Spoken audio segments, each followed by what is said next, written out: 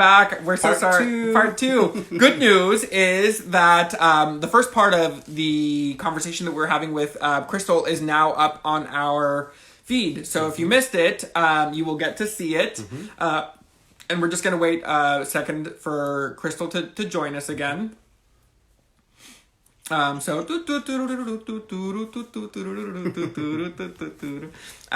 Crystal will just be back shortly.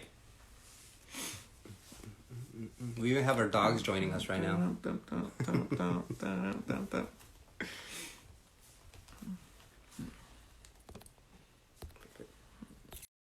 And Crystal is back.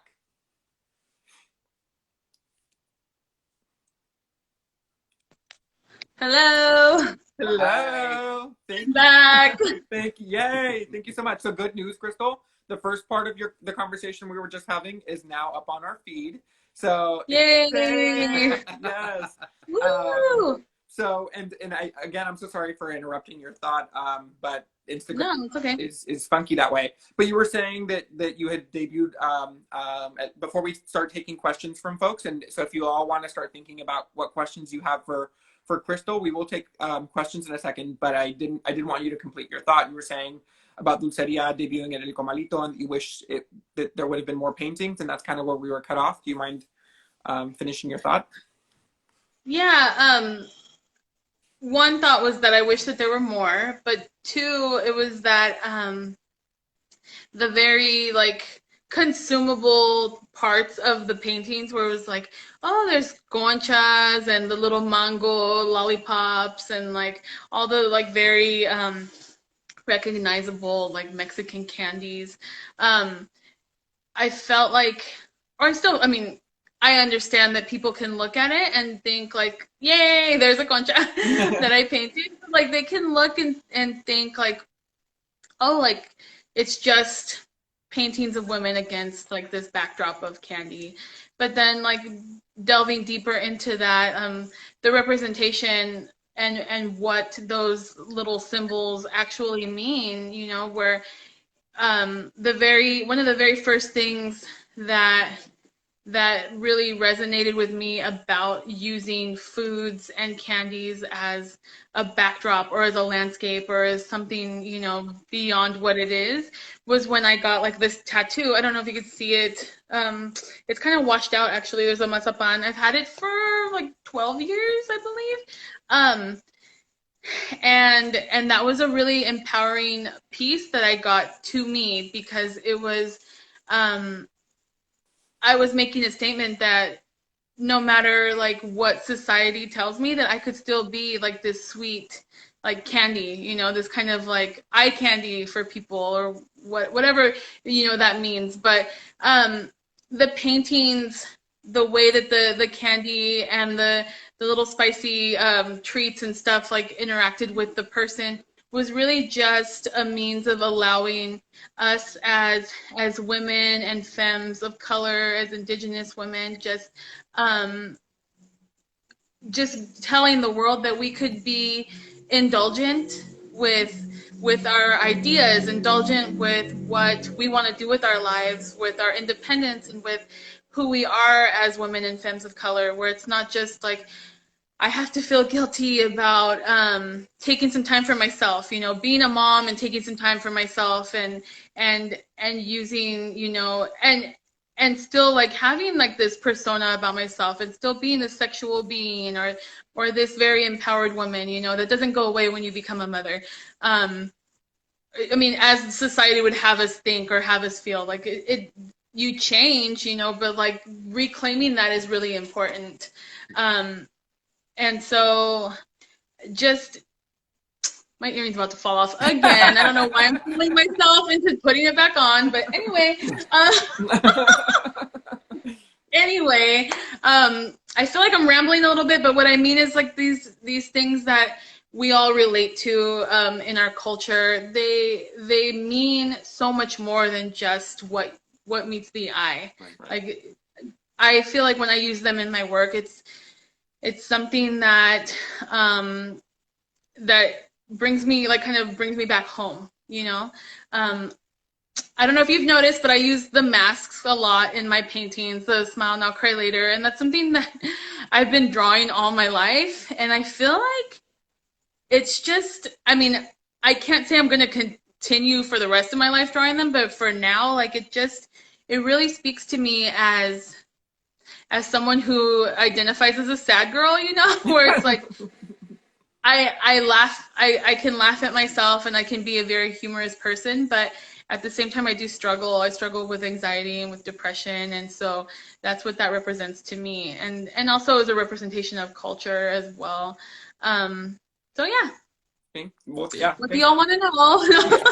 You know, before we move on to questions, so folks, feel free to start typing your questions. But I did want to share, ahorita que compartiste tu mazapán tattoo, I just wanted to share a quick story that came to mind with your mazapán tattoo, and it's that one of my favorite conversations with you, Crystal, has been when we were having like a confessional. I can't remember if what method of communication it was, but you had confessed something about like not liking tres leches cake, and Oh my God, yeah. and I had confessed that I don't like mazapanes, and like it led to this whole conversation about like cultural attack, right? Like, Yeah. hide me. Oh my God, are you even Mexican anymore? No, I know. Yeah.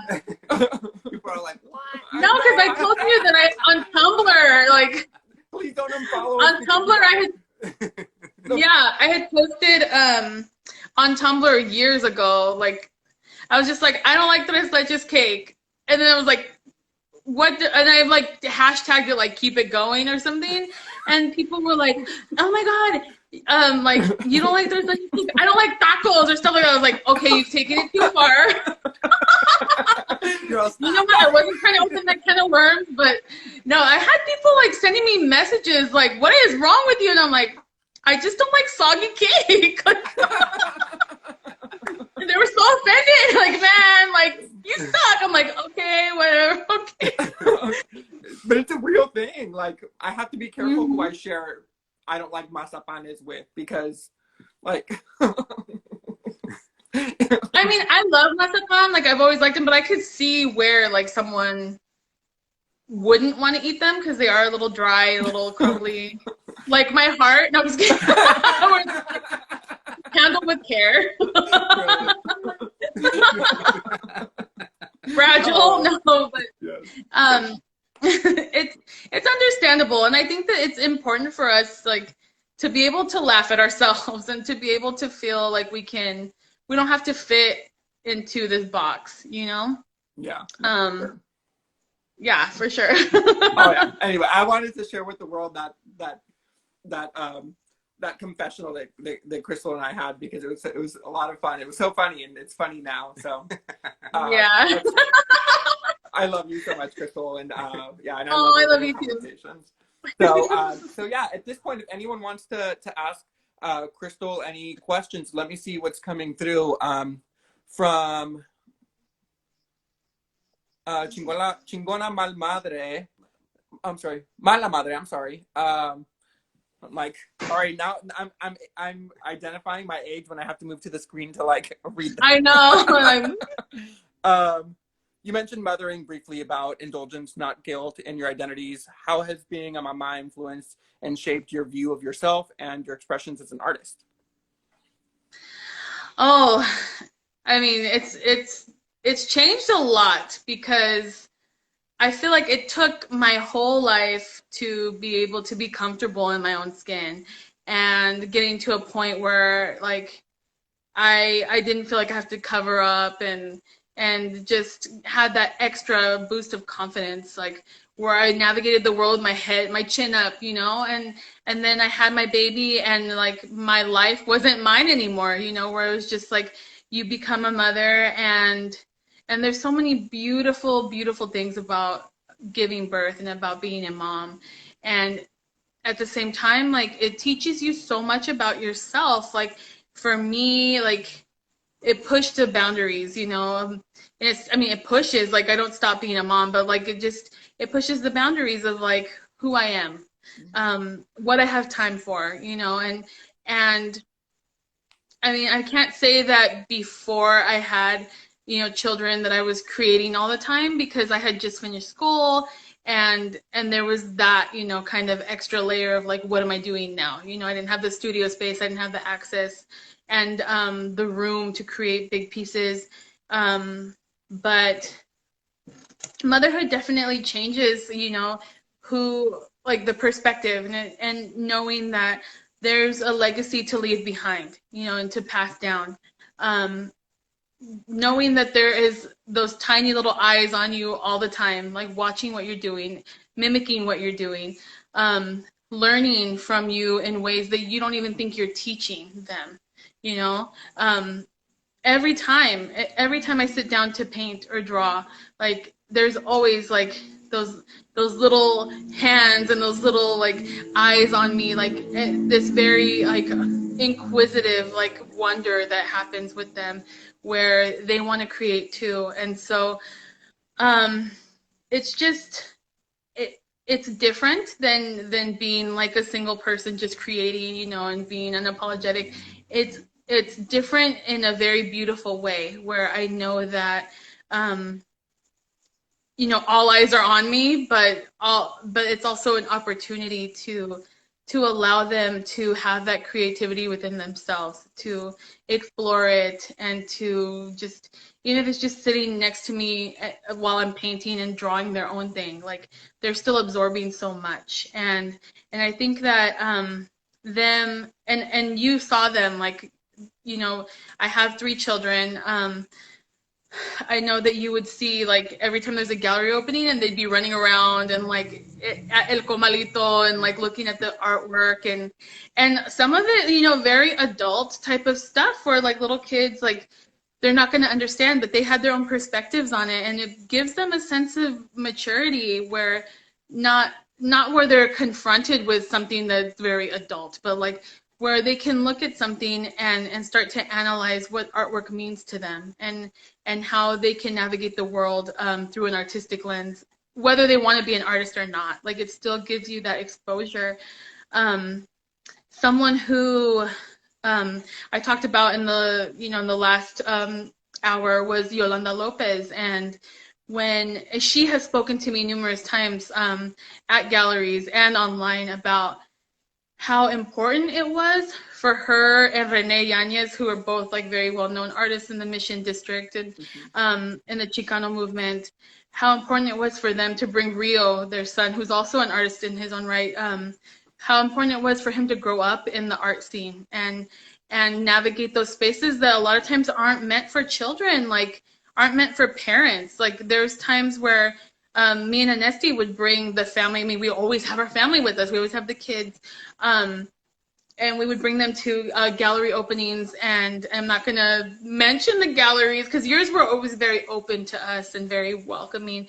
But there's been galleries where, like, by no real fault of their own or awareness of their own, we're not inviting, of children. Like we're having to go change diapers, like standing up over the sink or like things of that nature where kids like aren't like, able to kind of be themselves.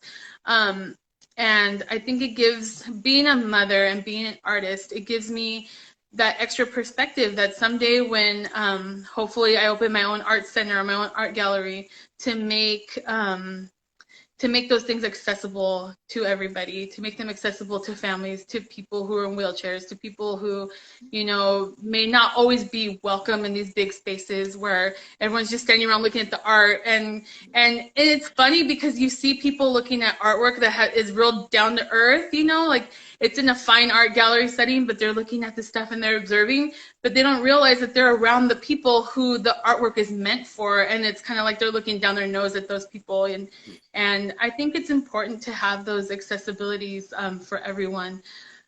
I'm off on a tangent, but those things open up more for me as a mother, like, and knowing that I always have my children with me, and that their eyes are always going to be observing and watching. And it hasn't changed how unapologetic I am about my artwork. It's actually made it more so that they can be unapologetic themselves. Thank you so much for sharing that. Actually, one question does come to mind. Maybe it's a funny question, but like, you know how you often hear, or like we often hear that like parents who are doctors want their kid to be a doctor or a lawyer or whatever it may Hmm. be. Do you secretly want your kids to be artists? Yeah. Like, I mean, I have it in the back of my mind that children are going to be their own person. Like, we can't, like, we're here to teach and guide and observe, but we're not here to make them something. You know what I mean? Like, Right. they're going to be who they are. And that's a beautiful and frightening thing at the same time. Like, um, I I relish in those times where I see that they want to make something or they want to draw or they want to paint. And anytime I see Yadi like drawing like a portrait of me or she starts explaining the story behind like the scenery and what she's doing, I'm just like, oh my God, like is she gonna be like me? Is she gonna be an artist? And then I'm like, okay, calm down, like maybe, maybe not, you know? But I do in the like in my heart, like I think I would be like over the moon to know, like, you know, they would want to be an artist. So yeah.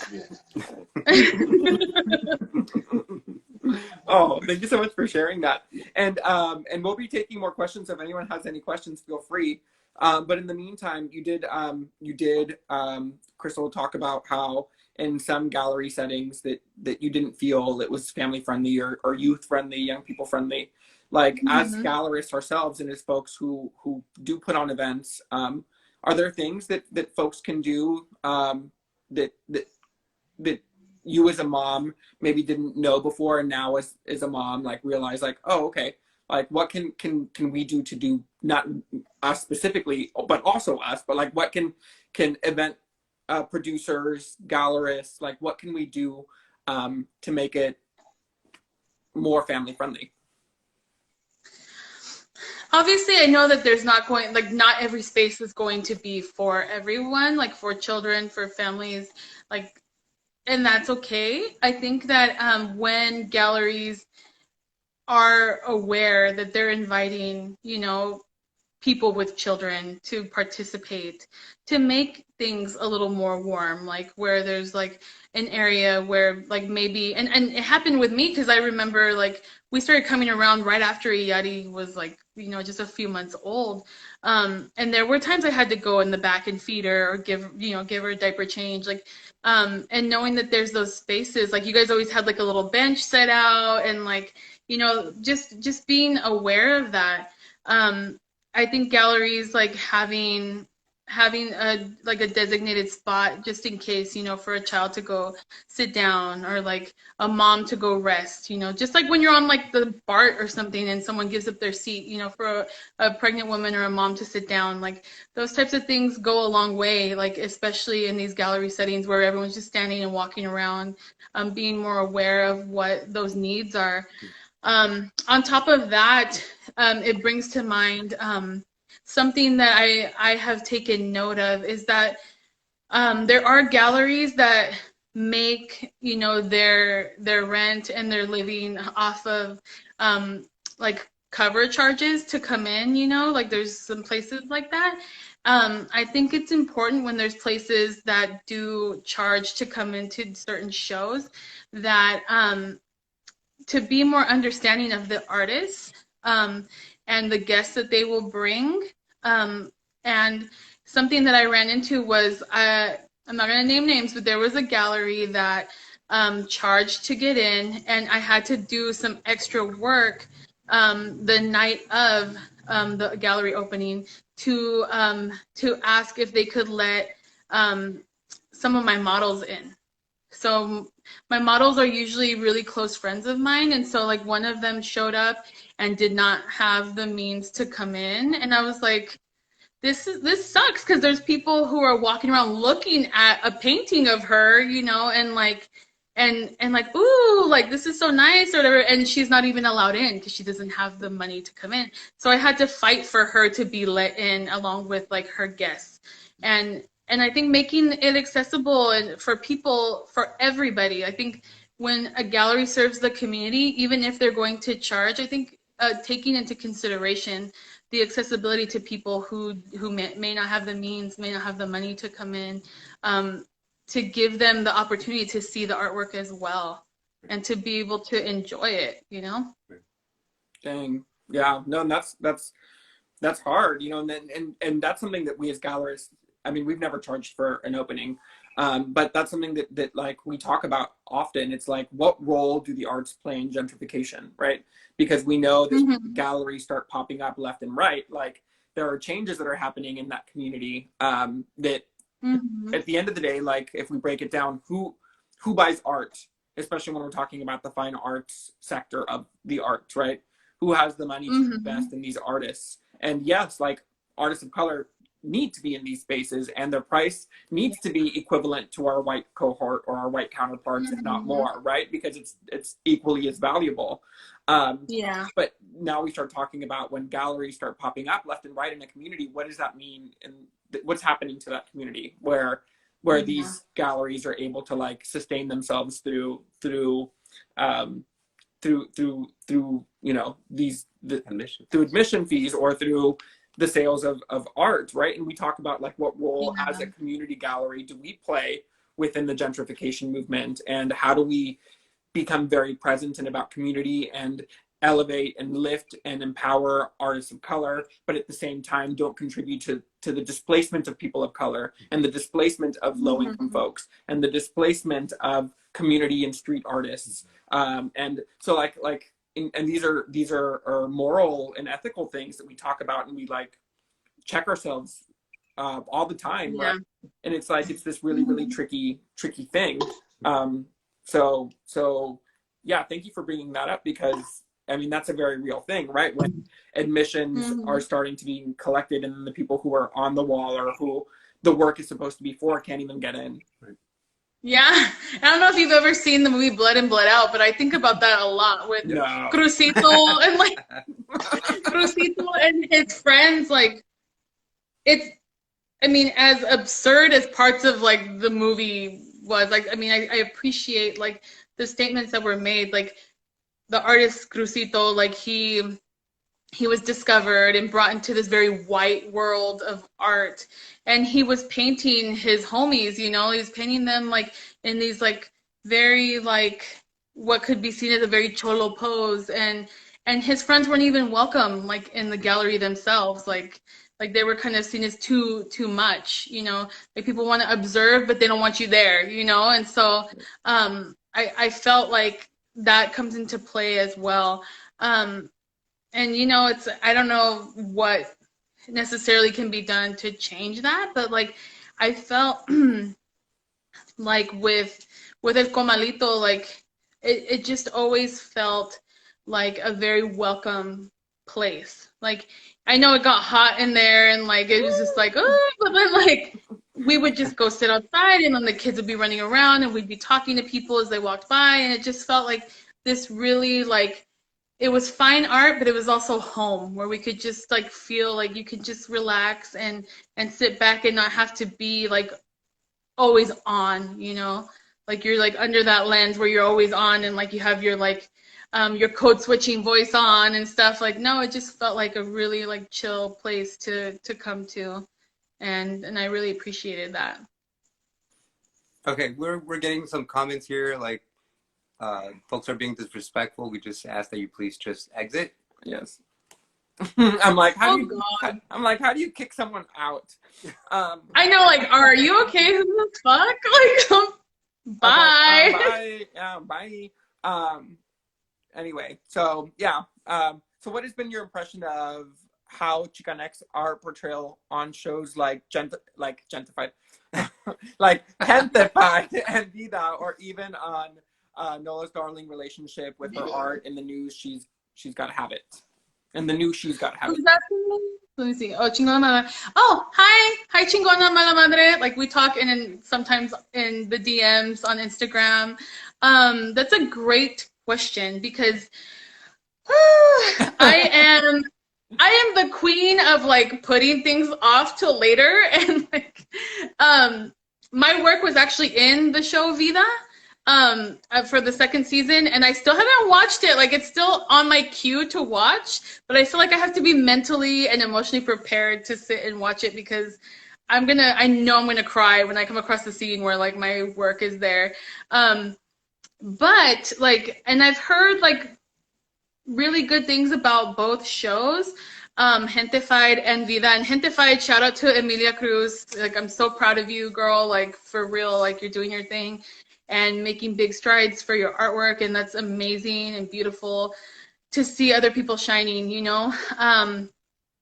But I mean, I've heard good things. I've heard mixed reviews about like, oh, these shows are great and they bring representation, and then I hear reviews like, oh, it's just encouraging like gentrification or whitewashing of our communities, and it's hard because there's a fine line there where it's like we representation like and what that means for us in our society, where like we want to be able to speak our minds and tell our stories, but you can't tell everybody's story all at once and please everybody all at once. Right. And I think looking at those shows through that lens helps to kind of welcome and understand like maybe there's the absurd going on there too. I don't really know because I haven't watched them, but you have to give room for the fact that it's entertainment. The one I have seen is She's Gotta Have It on Netflix, and I identified so much with the fact that they were like just the artwork that was happening in there, where there's Nola. She's a black woman, a black queer woman who is creating artwork, and she's living in New York, born and raised, and there's gentrification happening in her community, but at the same time she's participating in these new galleries that are opening up, and also creating street art and creating like very unapologetic things and all these identities at once. And so I felt like it made a very relatable impression upon me, where us who come from communities of color, these places that tend to get like overrun and gentrified, and us being artists and trying not to participate in that, but it's like, where is, what do we do, and so I feel like shows like this, where artwork is coming to the forefront and being like mixed in with the story, I think it's very awesome and important. And I think it's important to look at these things with the lens of like I said, that it's entertainment, it's still consumption. There's not always going to be like all the way down like wokeness happening. Like, there's still like has to be a level of relatability for people, and so I just take those things with a grain of salt and am able to consume them and be entertained and also think at the same time. And so yeah, hope that answered your question.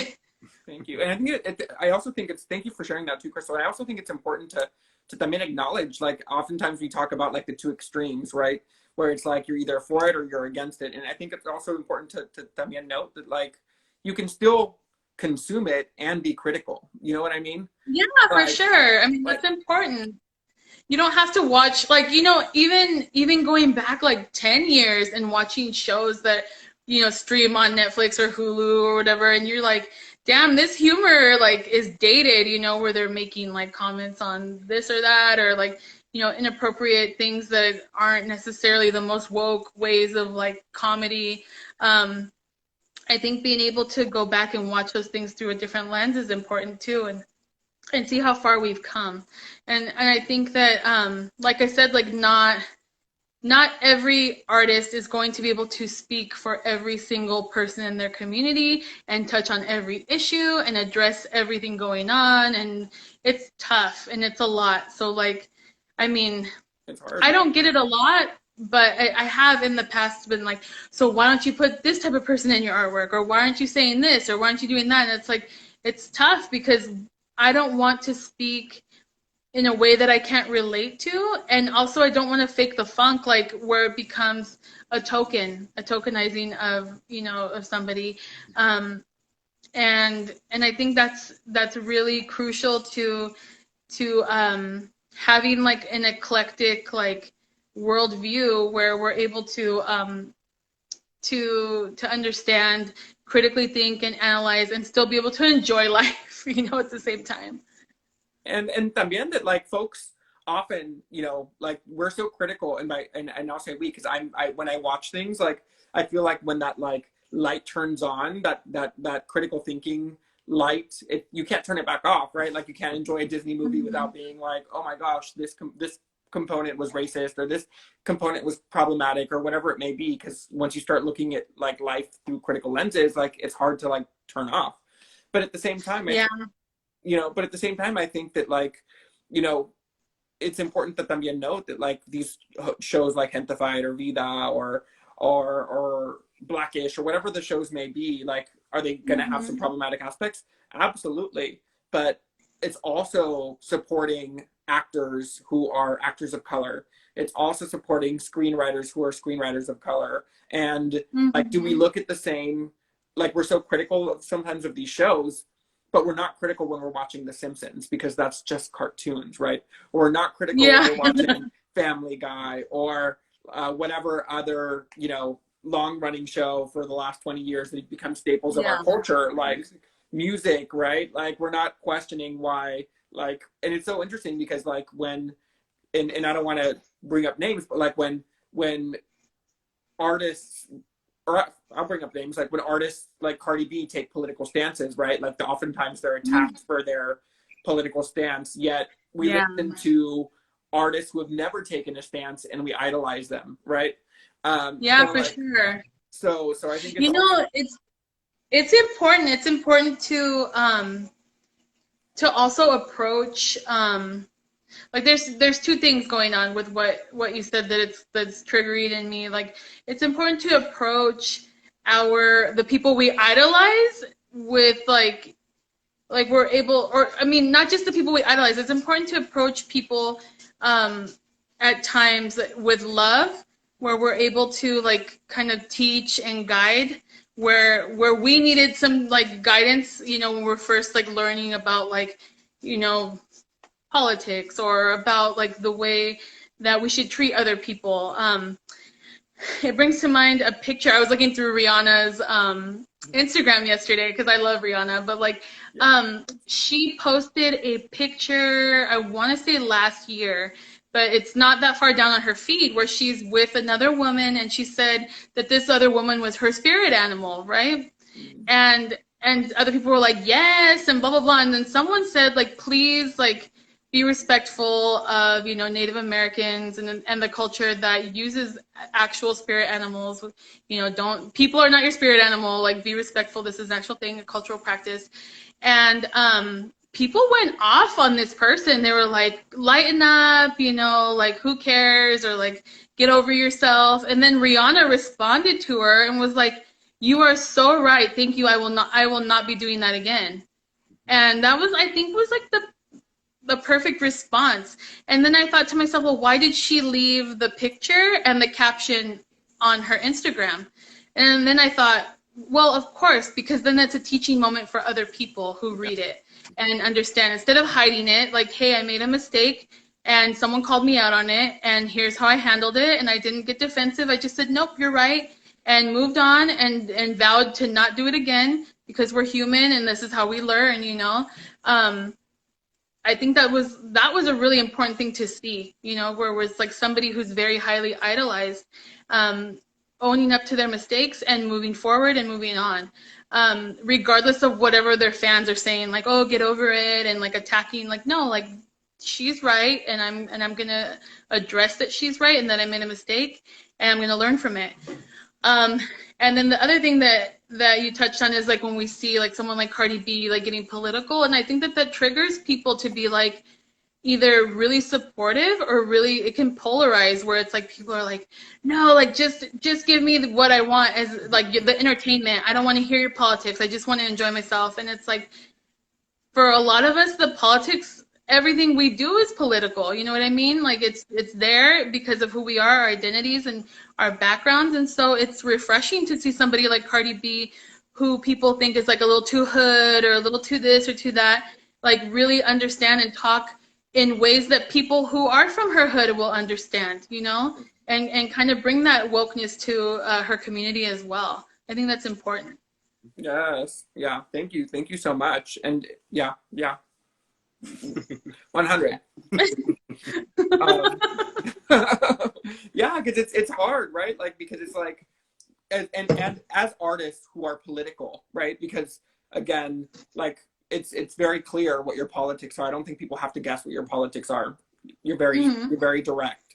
But it also shows like how important social media is in terms of like how you influence your viewers, right? How you can influence their perspective and change their mind about certain things, and just to be conscious of that too, right? Like, especially if it's individuals that have such a big following, like that folks are looking at you with admiration, right? And that they're going to mimic everything that you're possibly going to do, and maybe mimic style and this and that, and that's just part of just this culture. And I don't know, what do you think?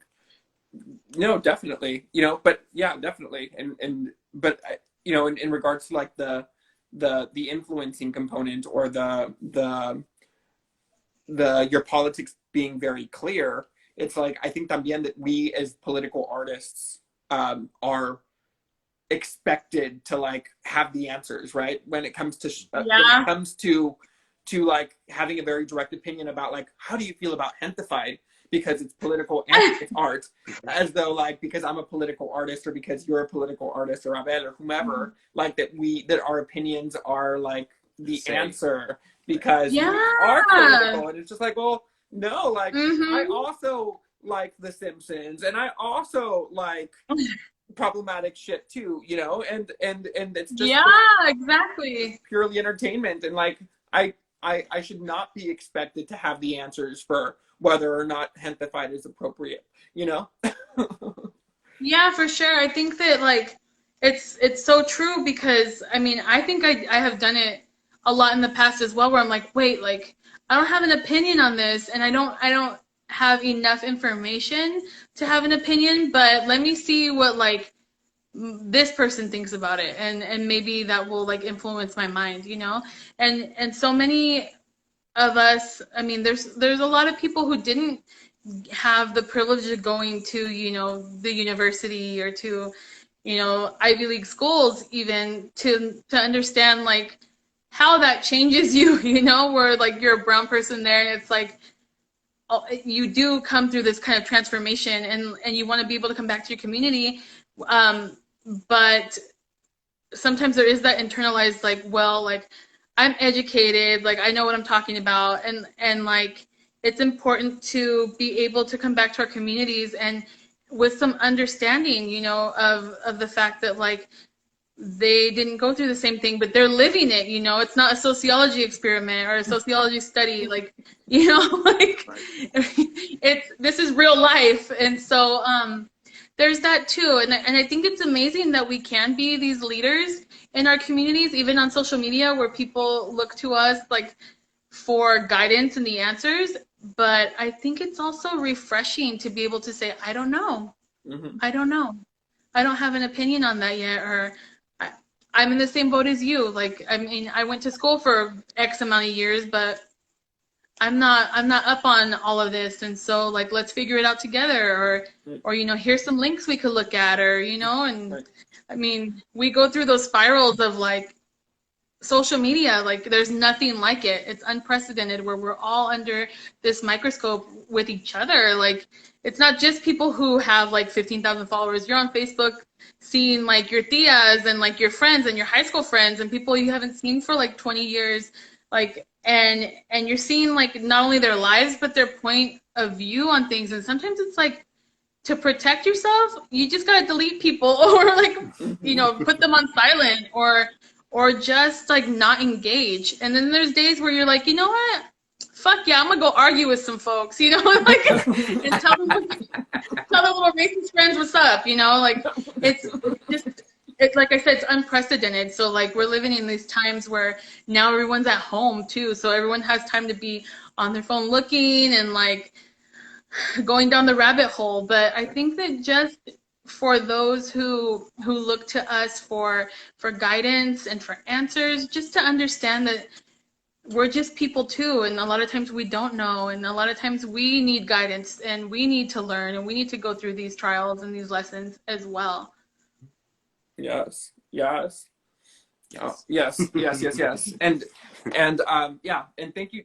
Yeah. I think that that's a really good transition as we transition to the end of this interview también, that that it is important for folks to know that we are human, right? And to separate the artist from the human, because again, the artist, and this is a conversation we've had that you and I've had a lot, as well as that has come up in other conversations with other artists, is that there's this very romantic artist or view of what an artist is, right? And that like artists don't have the right to complain because they do what they love for a living, right? Like painting not work, or that there's raw talent, right? That because you're so talented that you don't work hard, right? That you are blessed with this talent and you pick up a paintbrush and create masterpieces, and there's like no real work that goes into it, when we know that that's not the case. Like you're one of the hardest working people that I know, you know, like there's a lot of work, and that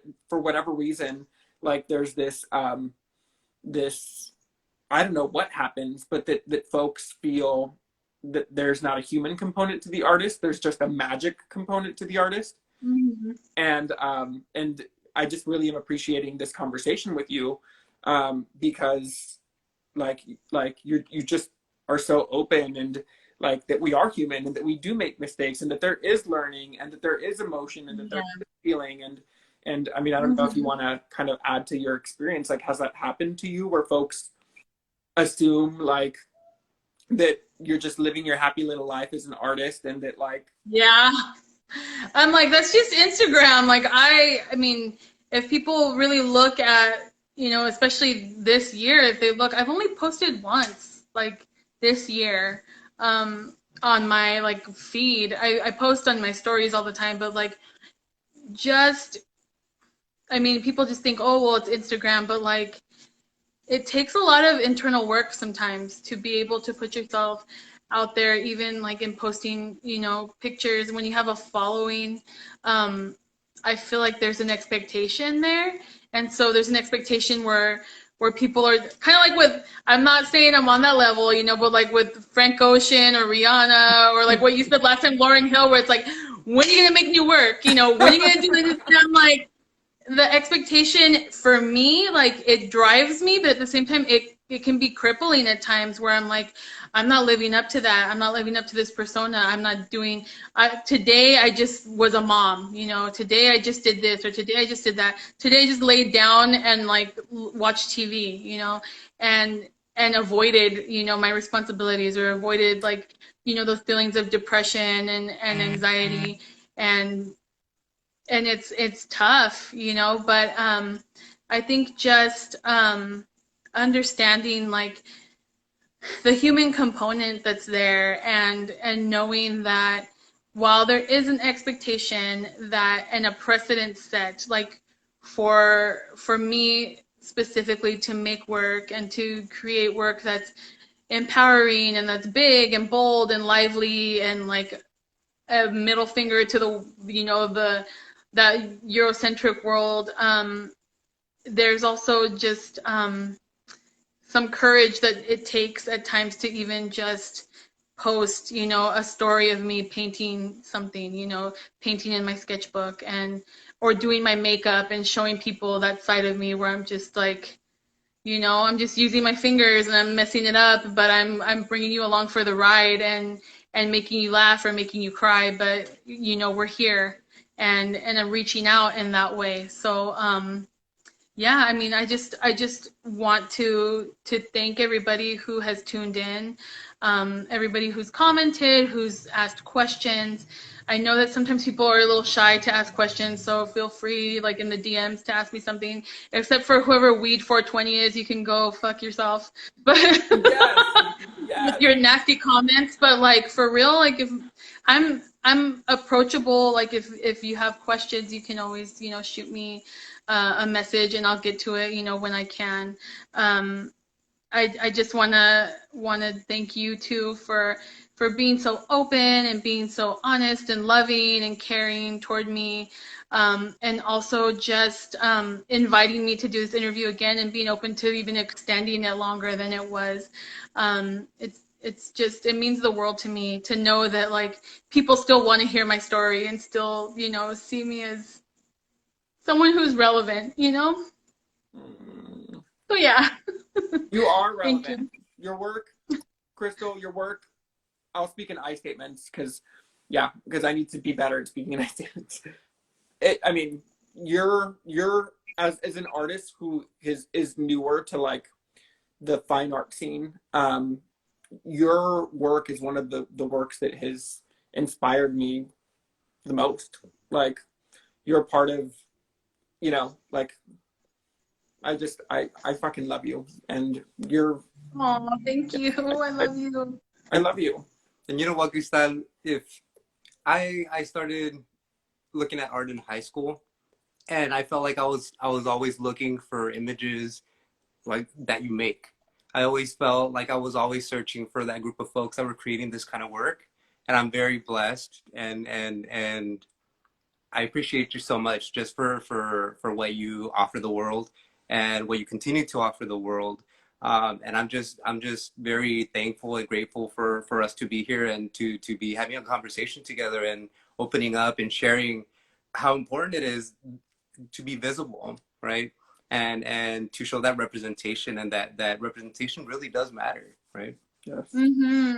And thank you so much for sharing that. It's so important to have to be able to create the things that we needed, you know, growing up, the things that we needed to see to encourage us, to make us feel valid, to make us feel seen and important, and that our stories are just as beautiful and if not more valid than what the majority and the narrative has been up until now.